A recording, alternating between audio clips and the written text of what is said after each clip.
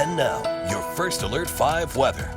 And signs of fall just about everywhere you look on this second weekend of October. Take a look at this gorgeous photo of that autumn gold sent in by News 5 viewer Linda.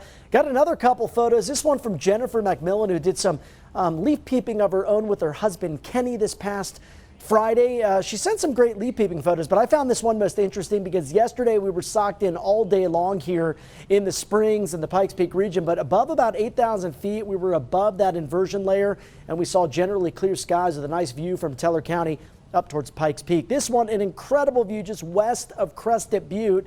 Photo sent in by Mel Williamson, just an amazing snapshot of not only the golds and yellows, but the more elusive oranges and reds. And, you know, seeing those signs of fall sort of begs the question, when will we see our first freeze of the season? We're now about a week past it. The average first freeze in the Springs is April 1st, I should say October 1st, getting a little ahead of myself. You can see over the next week, we might get close to it around the middle of the week as a cold front drops in Tuesday night, but I still think we stay above that freezing mark over at least the next 7 mornings. For Pueblo, your average first freeze today, October the 8th.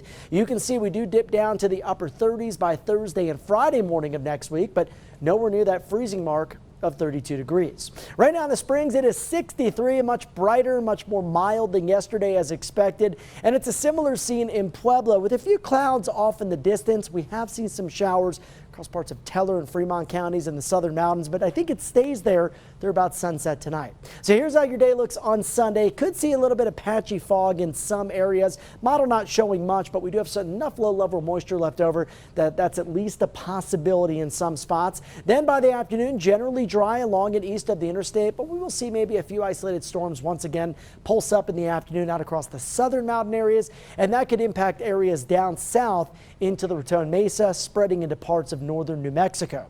But here in the Springs and Pueblo, we look to be dry for your day on Sunday, and just as nice as today, if not nicer. We're back near the 70-degree mark in the Springs, and for Pueblo, we should warm well into the middle 70s. Now, the big thing that we've been talking about here at First Alert 5 is the potential for that big cold snap next week. Most of the models now getting a better idea that low is going to swing pretty far east, and that will take all of that colder air along with it. So being on the backside of that low, we'll see a bit of a cool down around the middle of the week, but I don't think it's going to get as cold as what we had first thought maybe last week. But still, keep this in mind. We're about 3-4 days away. So the exact track of that low and the impacts locally still not crystal clear. That could change. What we'll do is we'll continue to fine-tune that forecast for you here at News 5 and keep you posted throughout the weekend. Lows tonight down near freezing in the mountain areas, 40s around the Springs and Pueblo. Tomorrow will be about 3 to 6 degrees warmer than what we've seen today. Maybe some patchy morning fog, but that should burn off pretty quickly. Take a look at Monday, just an absolutely beautiful day at 71. Then we get that cold front that moves in Tuesday night with some wind and some showers. Could see gusts around 25 to 35 and still a few showers possible into your day on Wednesday. For Pueblo, we warm all the way up to 81 before that front arrives Tuesday night.